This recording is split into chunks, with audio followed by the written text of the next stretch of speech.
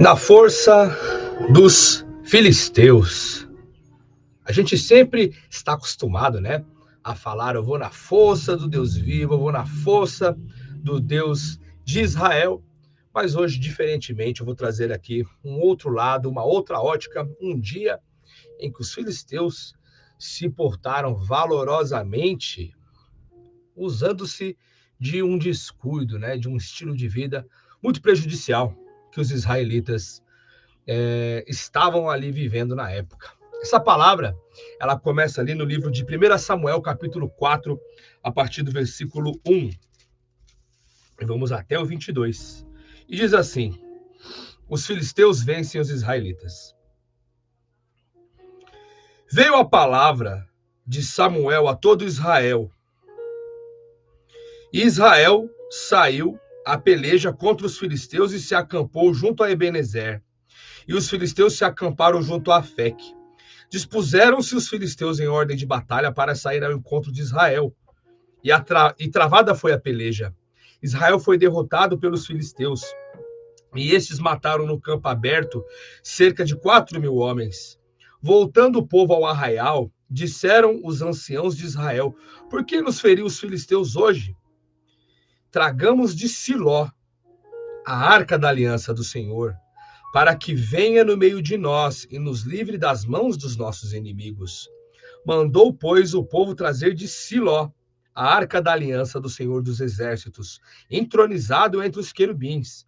Os dois filhos de Eli, Ofne e Finéias, estavam ali com a arca da aliança de Deus. O título agora diz: a arca é tomada, Ofne e Finéias são mortos. Sucedeu que, vindo a arca da aliança do Senhor ao arraial, rompeu todo o arraial em grandes brados, e ressoou a terra. Ouvindo os filisteus a voz do júbilo, disseram: que voz de grande júbilo é essa no arraial dos hebreus? Então souberam que a arca do Senhor era vinda ao arraial. E se atemorizaram os filisteus e disseram: os deuses vieram ao arraial. E diziam mais: ai de nós, que tal jamais sucedeu antes. Ai de nós, quem nos livrará das mãos desses grandiosos deuses? São os deuses que feriram os egípcios com toda a sorte de pragas no deserto. Sede fortes, ó filisteus, portai-vos varonilmente, para que não venhais a ser escravos dos hebreus, como eles serviram a vós outros. Portai-vos varonilmente e pelejai. Eia! Então pelejaram os filisteus, e Israel foi derrotado, e cada um fugiu para a sua tenda, e foi grande a derrota, pois foram mortos de Israel 30.000 homens. Foi tomada também a arca de Deus, e mortos foram os dois filhos de Eli, Ofne e Finéias.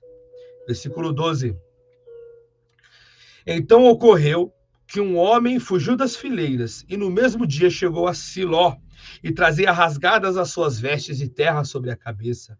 Quando chegou, Elias estava sentado numa cadeira ao pé do caminho, olhando como quem espera, porque o seu coração estava tremendo pela arca de Deus. Depois de entrar o homem na cidade e dar as novas, toda a cidade prorrompeu em gritos. Eli, ouvindo os gritos, perguntou: que alvoroço é esse? Então se apressou o homem e, vindo, deu as notícias a Eli. Era Eli da idade de 98 anos. Os seus olhos já tinham cegado e já não podia ver. E disse o homem ainda a Eli: eu sou o que saí das fileiras e delas fugi. E o mesmo Eli perguntou: o que aconteceu lá, meu filho? Então o homem respondeu, dizendo: Israel fugiu diante dos filhos dos filisteus. Houve grande morticínio do nosso povo, e morreram também os seus dois filhos, e ainda eles levaram a arca de Deus. Ao fazer o homem menção da arca de Deus, Eli caiu da cadeira para trás, junto ao portão, e o seu pescoço se quebrou, porque ele era um homem já velho e pesado, e ele já tinha 98 anos, tendo dentre esses 98 julgado a Israel por 40 anos. Estando sua nora, a mulher de Finéias, grávida e próxima ao parto, ouvindo estas novas, que a arca de Deus fora tomada e que seu sogro e seu marido morreram, encurvou-se e deu à luz, porquanto lhe sobrevieram as dores de parto. Ao expirar, disseram as mulheres que assistiam: Não temas, pois tiveste um filho. Ela, pois, disse: Que me adianta ter um filho agora? Coloque o nome do menino de Icabode. Icabode significava que havia sido a glória de Israel, porque a arca de Deus havia sido tomada e por causa da morte do seu sogro e de seu marido. E falou mais: Foi-se a arca de Deus, a glória de Israel foi tomada. Amém. Uma história complicada, né? Uma história complicada. Nós vemos aqui várias lições que podem ser tiradas para que a gente possa aplicar nas nossas vidas e observar para que essas coisas não sucedam com cada um de nós. A primeira lição que a gente tira de tudo isso é que quando Deus estabelece alguém como juiz de uma casa, de uma cidade, de um povo, de uma nação, de um país, a responsabilidade grande repousa sobre essa pessoa. E Eli, ele julgava a Israel, não é? Deus ele falava pela boca de Eli até certa forma, depois ele nem sequer mais vinha falar com Eli, porque Eli não ordenava mais a sua casa, sendo ele o juiz de Israel. Você vê ali, né, que o segundo ponto que fazia com que ele fosse um homem fraco, um homem débil, era que os seus filhos Ofni e Finéias eram grandes pecadores diante de Deus. Só que eles não eram grandes pecadores que andavam por aí, né, fazendo qualquer coisa. Eles trabalhavam no templo, sendo ali os sucessores do sumo sacerdote Eli. Aqueles homens matavam os rebanhos para fazer os sacrifícios diante de Deus, faziam ali a expiação, faziam ali várias coisas importantes relacionadas ao ministério sacerdotal de Israel, e eles não estavam nem aí para aquela função que eles exerciam, né? Uma coisa é uma pessoa viver no mundo, né? Sem uma pessoa afastada ali das coisas santas, viver como um pecador é uma coisa, mas uma pessoa que se dedica ao ministério e vive de uma maneira assim, realmente é abominável. E ali aqueles homens faziam isso, levavam mulheres lá para dentro do templo para ter relação com elas e pegavam a carne dos sacrifícios e comiam do jeito que eles queriam, não ofereciam sacrifícios devidos, eram grandes pecadores diante de Deus, homens muito corruptos. E Eli via todas essas coisas e não fazia nada. O terceiro ponto que a gente pode tirar dessa lição também é que Deus, o próprio Deus, já havia vindo falar com Eli e disse: Olha, Eli, eu vou acabar com os seus filhos. Não tenho como seus filhos viverem assim diante da minha presença, e você sabe, e você não faz nada para colocar eles nos seus devidos lugares. Eli ouviu aquela repreensão e falou: Boa é a palavra do Senhor, se o Senhor quer fazer isso, que faça, né? Deus ele não veio falar com Eli para que Eli aceitasse aquilo, mas ele veio falar com Eli para que Eli mudasse a sorte, mudasse a situação daquelas coisas que ele permitia que os seus filhos fizessem. Pelo contrário, ele falou: boa é a palavra do Senhor, se o Senhor quer acabar com eles, que acabe, né? Muitas vezes a responsabilidade da nossa casa, não vou dizer muitas vezes, mas a grande maioria das vezes está sobre as nossas costas, sobre a nossa mente, sobre a nossa cabeça. E você vê ali o seu filho fazendo algo que não deve, você vê ali a sua esposa, seu marido, você vê ali seus pais. Há sobre você uma responsabilidade, há sobre você uma autoridade, e você não se usa dessa autoridade e deixa as coisas correrem soltas. Quando vem uma palavra, uma profecia de destruição, uma profecia de repreensão para você, é para que você mude, é para que você coloque as coisas no seu devido lugar. Você não deve ficar ouvindo a palavra, né, de pessoas que só vêm mentir para você, de pessoas que só vêm tentar agradar você, pessoas que vêm tentar com a sua lábia te enredar para que você seja destruído. Há milhares de pessoas, né, que aparentemente são até nossos amigos, aparentemente até se preocupam conosco, mas porque ao longo das suas vidas eles tiveram uma vida destruída, eles tiveram uma vida ali não vitoriosa, uma vida não pautada nos princípios da palavra de Deus. Elas vêm dar conselhos para você, e elas querem que você faça exatamente aquela mesma coisa que elas fizeram. A vida dela foi destruída pelas coisas que elas fizeram, pela inércia, pela falta de empenho na palavra de Deus, pela falta de empenho nas suas próprias atividades. A vida dela foi destruída. E ela quer que você siga daquela mesma forma para que você também seja destruído. Quantos maus conselhos, né? Tem que deixar, deixa para lá. Ah, não, não faz, é difícil. Ah, não, isso aqui vai dar briga. Ah, não. Não, irmão, não. O que a palavra de Deus fala para você fazer? Faça do jeito que a palavra de Deus fala. Não é o que eu falo. Se eu estiver falando alguma coisa aqui que não está pautada na palavra de Deus, me mostre, que eu mesmo quero mudar. Mas se o que eu estou falando aqui está pautado na palavra de Deus, faça o que a palavra de Deus está dizendo, porque é isso que eu estou lhe dizendo. Mas muitas pessoas, elas vêm aí só jogar areia nos seus olhos, só falar coisas agradáveis que vão entrar doces no seu ouvido, vão entrar doces na sua boca, mas a hora que descer para o seu estômago, vão ser muito amargas essas palavras quando elas se cumprirem. A verdade, ela pode ser, né, amarga, mas quando ela desce para o estômago, você sabe o que está descendo para lá. Você não é enganado. Triste e amarga é a mentira que lhe entra como doces palavras. A quarta lição que a gente pode tirar desse texto é justamente a arca de Deus. Os homens ali tinham sido massacrados ali, né, naquela guerra, no primeiro round, e eles disseram, olha, vamos trazer a arca de Deus para nos ajudar aqui. Eles pensavam que a arca de Deus ia ter o mesmo efeito, né? Só que a arca de Deus ali, sem a presença do Altíssimo, ela não era nada mais do que um objeto de madeira coberto com ouro. Só que a arca de Deus, ela realmente representava a presença de Deus, até mesmo mais para os filisteus. Os filisteus, na hora que viram aquilo, eles falaram, eia! Misericórdia, os deuses que feriram lá os egípcios com um monte de pragas lá no deserto, que abriu o mar e matou todo mundo, vieram lutar contra nós, isso nunca aconteceu. Eles ficaram apavorados, né? E os israelitas se garantindo, né? Não tinham treinado, não tinham se preparado, não estavam ali em dia com as suas vidas, e na hora que sucedeu a peleja, eles foram arrasados, morreram ali mais de 30 mil. E a arca de Deus foi tomada. A hora que as notícias chegam, Hófni e Finés já haviam sido mortos também. Colhido o fruto do seu pecado, colhido o fruto das suas traições, colhido o fruto da sua rebelião e da sua negligência. E Elias, era a hora dele colher o fruto da sua negligência, sabendo ali que os seus filhos haviam sido mortos, em grande parte, por causa da negligência dele, que deveria repreendê-lo e não repreendeu. Será que você também é assim? Será que você também está nessa situação? Será que Deus tem enviado o profeta, Deus tem enviado a palavra, Deus tem enviado a pessoa, Deus tem enviado a mensagem para você, para que você mude a sua vida, para que você coloque sua família ali na ordem?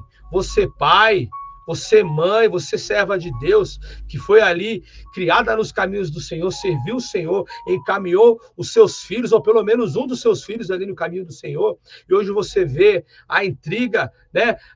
O desprezo com a lei de Deus, o desprezo com a palavra de Deus, corroendo o seu lar. E de que lado você fica? Você fica do lado do pecado, você fica do lado da negligência, você fica do lado das palavras agradáveis. Para quê? Para que você colha lá na frente o mesmo resultado de Eli. Não pense que você agindo da maneira igual que você tem agido, as coisas vão ser diferentes. As coisas nunca vão ser diferentes se você continua fazendo as mesmas coisas que têm dado resultados errados. Se os resultados têm dado errado, como que você espera que você fazendo essas mesmas coisas, as coisas mudem? Como pode um homem que está obeso esperar que fique magro, que fique forte, não fazendo dieta, não fazendo exercício? Como pode a pessoa que tem dificuldade em uma matéria esperar que vai ficar inteligente, que vai passar naquela prova difícil, sem estudar, sem se dedicar? Como pode o homem que está viciado pensar que vai se libertar do vício andando nos mesmos lugares em que as pessoas oferecem aquela coisa que ele tem dificuldade para se libertar? Não há como você obter resultados diferentes para suas ações se você tem feito as mesmas coisas. A palavra de Deus, ela é clara e ela fala. Não há nada de novo embaixo do sol. O que sucedeu vem a suceder novamente. E se você quer uma mudança para a sua vida, ore a Deus. Veja as pessoas que vêm te falar as coisas pautadas na palavra de Deus, não aquilo que você quer ouvir. Muitas vezes as pessoas elas querem te destruir com as suas palavras, a vida delas está totalmente destruída e ela fala as coisas para você, para que você também se destrua. Não há como você andar contra a palavra de Deus e a sua vida prosperar. Não há como você fazer as coisas totalmente contrárias ao que Deus determina e a sua vida prosperar. Se a sua vida prosperar assim, vai ser uma prosperidade temporária e vã, porque o castigo de Deus vem, o juízo de Deus vem, assim como veio sobre Ofni, Finés e Eli e sobre tantos outros, ela vem, ele vem, ele vem. As bênçãos vêm e te alcançam, mas as maldições também vêm e te alcançam. É um caminho sem volta. Então mude hoje, vê o que você precisa mudar na sua vida hoje. Deus ele está disposto para te ajudar. Eu sei que até exagero aqui, né? Mas é verdade, eu tenho que te falar. Eu tenho que te falar, eu podia ser como muitos outros que vêm aqui falar palavras agradáveis, jogar areia no seu olho. Você ia gostar mais de mim. Mas e Deus? O Senhor fala lá em Ezequiel, quando você vê o homem no caminho da destruição, quando você vê a pessoa no caminho da destruição, vai e fala para ela. Se ela te ouvir, você ganhou essa pessoa. Se ela não te ouvir, essa pessoa vai perecer, mas pelo menos você salvou a si mesmo. Eu falo essas coisas aqui primeiramente para salvar a mim mesmo, primeiramente para me salvar. E se pela misericórdia de Deus eu conseguir ajudar você também, amém. Mas eu falo primeiramente para me salvar, eu tenho que falar isso aqui, né? Eu vejo aí o pessoal falando que vai dar tudo certo, que vai dar tudo certo, que vai ficar tudo bem. Não vai, não vai. Ajeita, coloca a sua casa em ordem hoje, amém? A Arca da Aliança, ela tinha um poder tão grande que os filisteus temeram. Quando Davi vinha levando a Arca da Aliança, um cara colocou a mão lá, o Uzá colocou a mão na Arca da Aliança, de qualquer maneira, o cara caiu morto. Tinha grande poder, mas naquele momento a Arca de Deus havia sido o poder dela, porque Deus ele não estava ali. Deus ele não estava ali no meio daquela batalha. Por isso eles foram arrasados. Quando eles levaram a Arca de Deus, a presença de Deus voltou para a Arca. E a presença de Deus ali no meio daquele povo foi grande maldição. Deus feriu o povo com tumores. Deus encheu a cidade de pragas. Deus encheu a cidade de ratos. Deus derrubou o deus Dagon deles. Depois Deus cortou a cabeça e as mãos do deus Dagon deles lá dentro do templo. Deus arrasou aquelas cidades. Eles não queriam nem que a arca estivesse mais ali. Quando as pessoas iam levar a arca de um lugar para o outro, todo mundo chorava, pelo amor de Deus, eles querem nos matar. Trouxeram a arca do Deus de Israel para cá. E eles devolveram a arca cheia de oferendas, cheio de sacrifícios para Deus, para pedir desculpa pela ofensa de terem levado a Arca de Deus. A Arca de Deus tinha a presença de Deus. A Arca de Deus, no meio dos israelitas, naquele momento, não era mais do que um objeto, porque Deus não estava ali. Então, escute. Se Deus não estiver com você, não adianta você estar na igreja. Se Deus não estiver com você, não adianta que você vá para lugar nenhum. Não adianta que você pode entrar dentro da arca. Aquilo não vai fazer a menor diferença na sua vida. Talvez você esteja aí na igreja por anos, né, se enganando. Eu não estou falando que você não deve ir para a igreja. Vá para a igreja, vá adorar o Senhor. Mas de que maneira que você tem adorado ao Senhor? Com a sua cabeça cheia de coisas que você mesmo inventa. A palavra de Deus fala o que é pecado e o que não é. A palavra de Deus fala o que você deve fazer e o que você não deve fazer. Mas você fala, não, essa roupa é X, essa roupa é Y. Não, essa música é X, essa música é Y. Da onde você tem tirado isso? A palavra de Deus não tem falado nada disso. E você tem colocado as suas ideias malucas dentro da igreja. Você tem colocado as suas ideias malucas de comportamento, querendo impor para as outras pessoas, sendo que Deus ele não tem falado nada disso na palavra dele. Siga a palavra dele. Tem pessoas que falam, não, mas Paulo falou isso, Paulo falou aquilo, e Paulo, por acaso, foi o criador do mundo?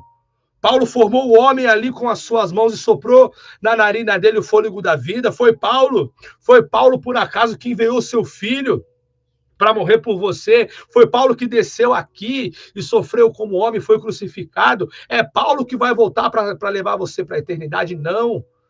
É o Senhor. Eu e o Pai somos um. O Deus vivo vai te salvar, não Paulo. Não pastor A, não pastor B, não igreja A, não igreja B. Acorde antes que seja tarde e coloque a sua vida ali nos trilhos, coloque a sua vida ali nos eixos. Deus ele quer fazer muitas coisas na tua vida. Mas às vezes você mesmo não tem deixado.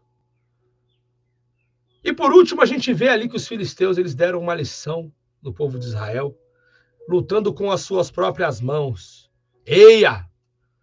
Se até mesmo os filisteus, um povo pecador, um povo que tinha um estilo de vida ruim, tinham uns cultos ali abomináveis, e eles, na força deles, conseguiram. Imagina só o que você vai fazer quando você tomar para si o poder de Deus e usá-lo conforme Deus determina, conforme Deus quer que você use.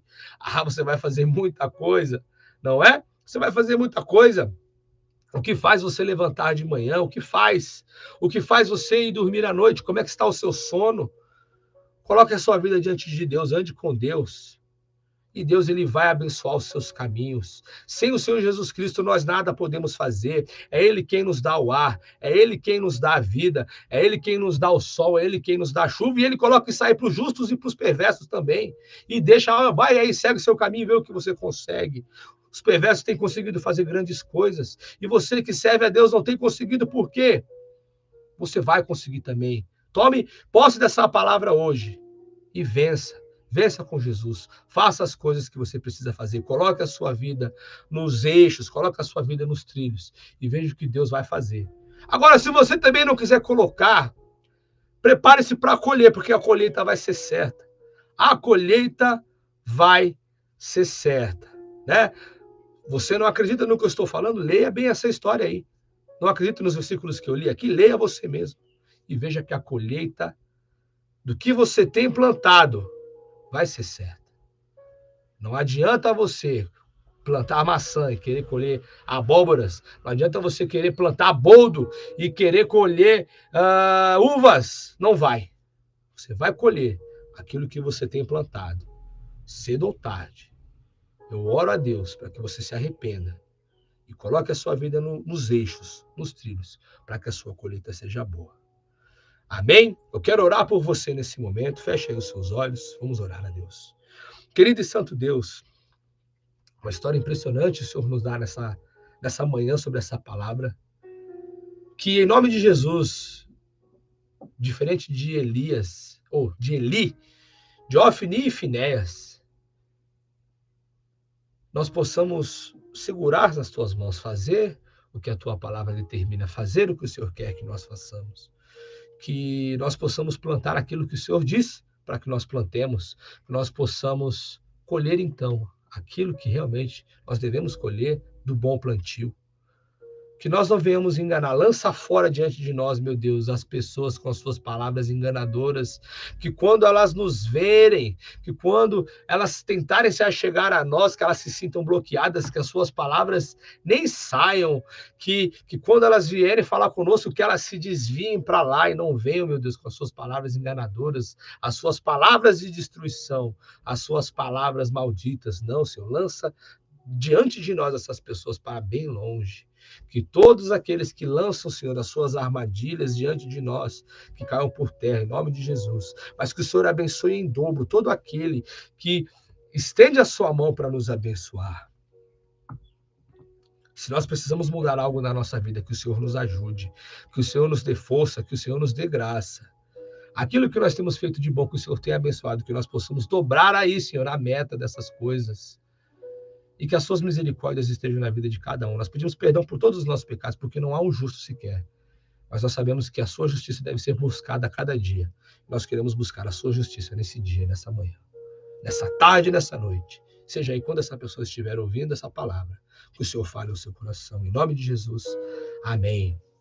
Amém, glória a Deus. Nós vamos terminando por aqui a nossa live, aqui no canal do Prof.